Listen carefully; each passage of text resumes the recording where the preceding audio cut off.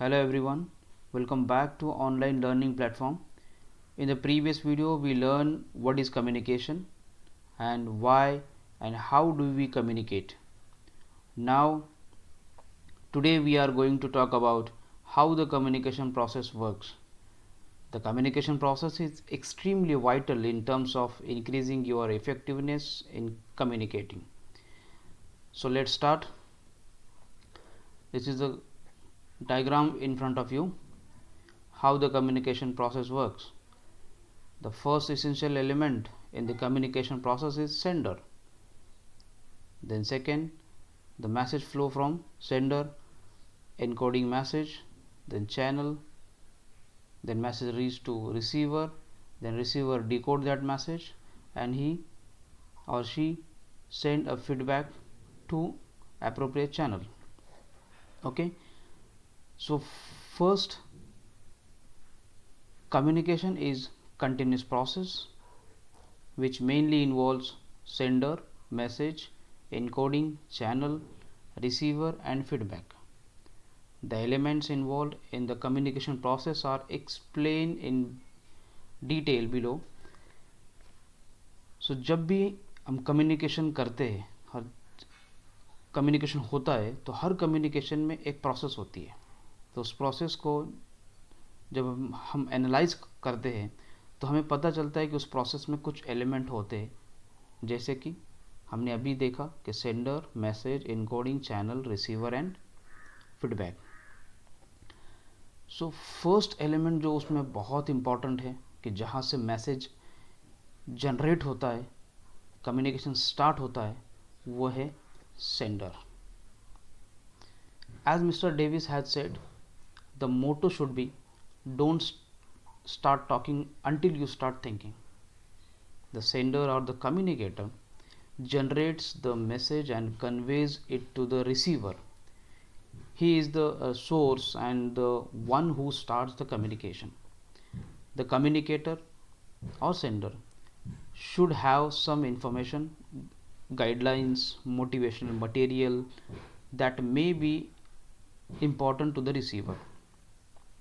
The process of communication start from the sender, या हम कहेंगे communicator, who has something to communicate others, which और क्या होता है उसके पास communication के लिए? कुछ भी हो सकता है, whether idea हो सकती है, information हो सकती है, fact होती है, feeling हो सकती है, या anything else. और जैसे कि मिस्टर डेविस का कहना है कि जब तक आप सोचना शुरू नहीं करते तब तक बात शुरू ना करें.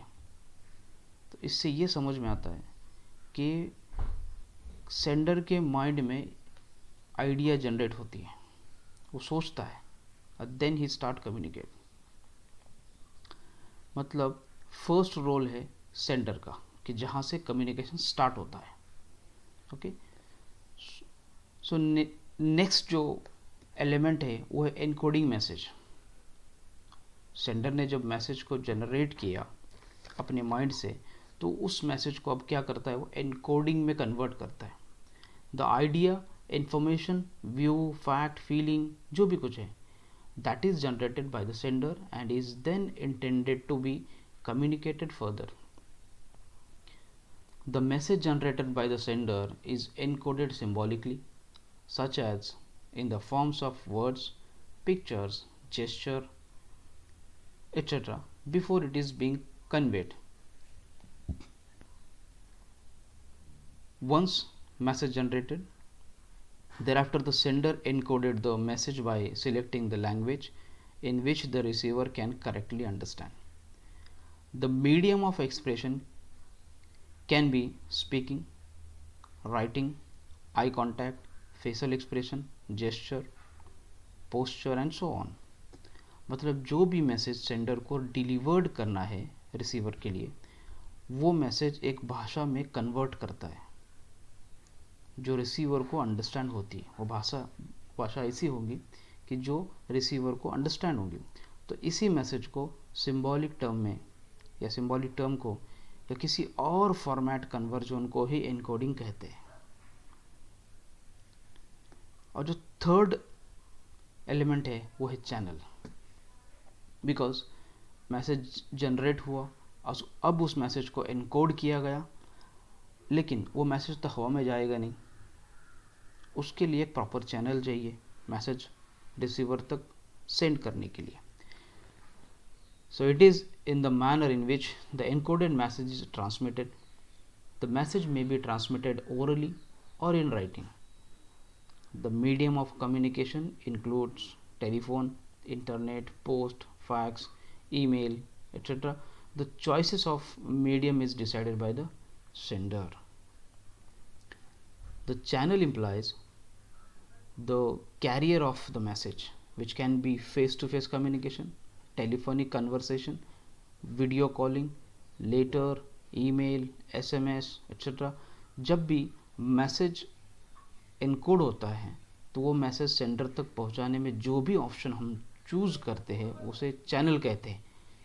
जैसे अभी हमने देखा कि सोशल मीडिया है, टेलीफोन है, फेस टू फेस है, एंड सो ऑन है, ये चैनल है। और कुछ एग्जांपल अगर हम ले तो मूवीज़ में हमने देखा होगा, कहीं और सुना होगा कि जैसे पहले जब चैनल डेवलप नहीं थे तब मैसेज भेजा जाता था कबूतरों के ज़रिए, या कोई ऐसा व्यक्ति जो उस मैसेज को रिसीवर तक पहुंचाता था। बट आज बहुत से चैनल डेवलप हो चुके हैं, इसलिए कम्युनिकेशन करना और भी इजी हो चुका है। सो ये थर्ड एलिमेंट था चैनल, कि जिसके थ्रू मैसेज सेंडर जो है रिसीवर तक सेंड करता है, भेजता है।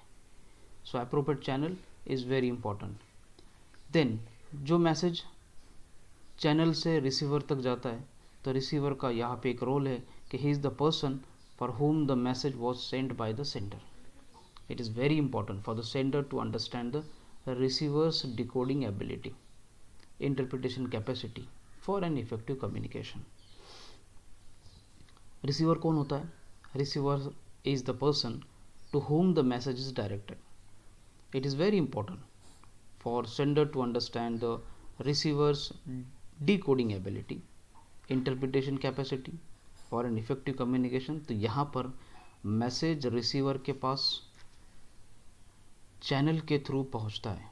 अब रिसीवर उस एनकोडेड मैसेज को डिकोड करता है। कैसे करेगा? It is the process of converting the symbols encoded by the sender after decoding the messages received by the receiver. अब रिसीवर उस मैसेज को डिकोड करता है जो सेंडर ने भेजा है, और उसको इंटरप्रेट करता है, उसका मतलब समझने की कोशिश करता है। जो भी मैसेज सेंडर ने रिसीवर को दिया है वो रिसीवर उस मैसेज को समझने की कोशिश करता है कि इसका क्या मतलब हो सकता है। After decoding the message, the receiver will revert back to the sender in the form of feedback. Once the receiver confirms to the sender that he has received the message and understood it, the process of communication is complete. And now, अब receiver उसको revert back करेगा feedback के. So it is very essential part of communication process, as it indicates that there is no distortion of the message. यहाँ पे तो complete हुआ feedback, अब लेकिन फीडबैक के बाद जो रिसीवर है उसको सेंडर को फीडबैक देगा, यस नो, जो भी कुछ इन्फॉर्मेशन उसको समझ आई है उसका वो रिप्लाई करेगा प्रॉपर चैनल के थ्रू, और यहाँ पे कम्युनिकेशन प्रोसेस पूरा होगा।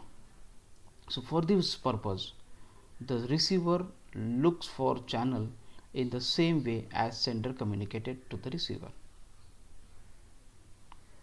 The communication can be regarded as effective when the message received and it interpreted in the same sense that the sender intended to convey.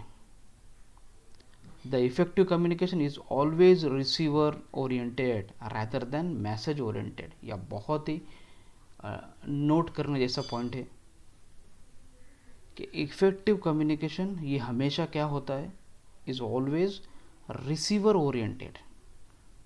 Receiver को जो समझ में आएगा उस लैंग्वेज में बात करना, और जो अप्रोप्रिएट चैनल है उसी चैनल से सेंड करना। और ये कोई भी मैसेज ओरिएंटेड नहीं होता है, कम्युनिकेशन हमेशा रिसीवर ओरिएंटेड होता है, ये मैसेज ओरिएंटेड नहीं होता। The communicator should make sure that the receiver interpret the message accurately and properly, कि उसने जो भी बोला है वो रिसीवर तक पहुंच गया और उसी सेंस में पहुंच गया जिस सेंस में उसको कहना था। सो यहाँ पे ये कम्युनिकेशन प्रोसेस हमारा पूरा होता है। सो आई होप आपको कम्युनिकेशन प्रोसेस अच्छे से समझ आई होंगी, इसलिए इस वीडियो को लाइक कीजिए, चैनल को सब्सक्राइब कीजिए, और thanks for watching listening this video. मिलते हैं नेक्स्ट वीडियो में।